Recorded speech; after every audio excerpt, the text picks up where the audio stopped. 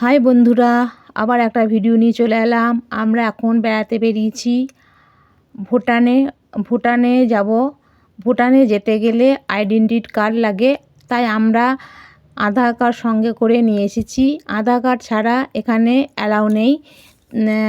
আমরা এখন একটা শহরে, ভুটানের একটা শহরে ঘুরছি। ছোট্ট শহর, বেশি বড় নয়। এটা ঘুরে আমরা গাড়ি যে ভাড়া করে এসেছি সেই গাড়ি করে এখন আমরা যাব আমাংচু সেতু দেখতে।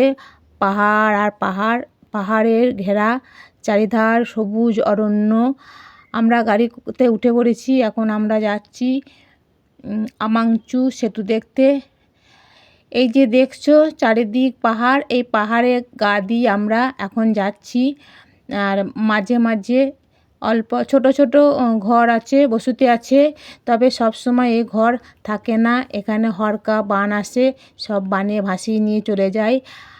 আমরা যে রাস্তা দিয়ে যাচ্ছি সংকীর্ণ রাস্তা, একটা গাড়ি শুধু পাস হয়। কিছু অসুবিধা হলেই কিন্তু গাড়ি পাহাড়ের নিচেই গড়িয়ে যেতে পারে, তাই আমাদের খুব সাবধানে যেতে হচ্ছে।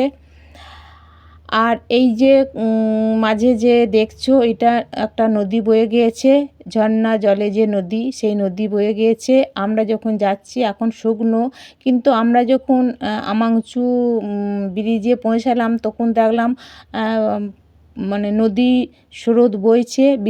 বৃষ্টি হয়নি, অথচ দেখছি নদীটা ভরাটি হয়ে গিয়েছে জলে।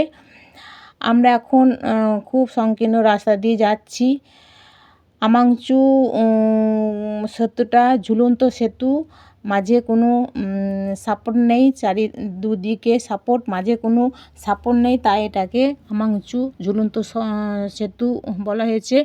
আমরা ঝুলন্ত সেতুর আমাংচুতে চলে এলাম। একটু ঘুরবো, ঘুরে দেখবো আর তোমাদের সব দেখাবো। তোমাদের যদি ভিডিওটা ভালো লাগে তো অবশ্যই একটা করে সাবস্ক্রাইব করে দেবে। আর ভুটান শহরটা বা পাহাড় কেমন লাগলো তোমরা অবশ্যই কমেন্টে লিখবে। আর এখন আমরা ঝুলন্ত সেতু দিয়ে যাচ্ছি। ঝুলন্ত সেতু দিয়ে যেতে যেতে দেখলাম নিচেই জলরাশি, মানে প্রচুর জল। আগে যে আমরা ওই দিক থেকে এলাম তখন অত জলও ছিল না, এখন দেখছি একবারে নদী ভরে গিয়েছে।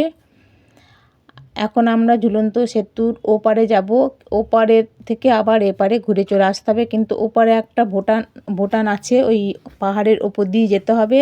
ওখানে চেকিং আছে, চেকিং ছাড়া ওখানে অ্যালাউ নেই, তাই আমরা ওখানে যেতে পারিনি। দেখছো কত জল, দেখেছো নদীতে। আমরা যখন ওখান থেকে এলাম মানে জলই ছিল না, শুকনো প্রায় লাগলো। এখন দেখো কীরকম জল বয়ে যাচ্ছে। আমরা এখন এরপর যাব বুদ্ধদেবের মন্দিরে, যেই মন্দিরে শিশুদের সব বৌদ্ধ ধর্ম শেখানো হয়, সেই মন্দিরে যাব। ভুটানে এলেই এই মন্দিরটা অবশ্যই দেখবে, খুব সৌন্দর্য, দেখতে খুব ভালো।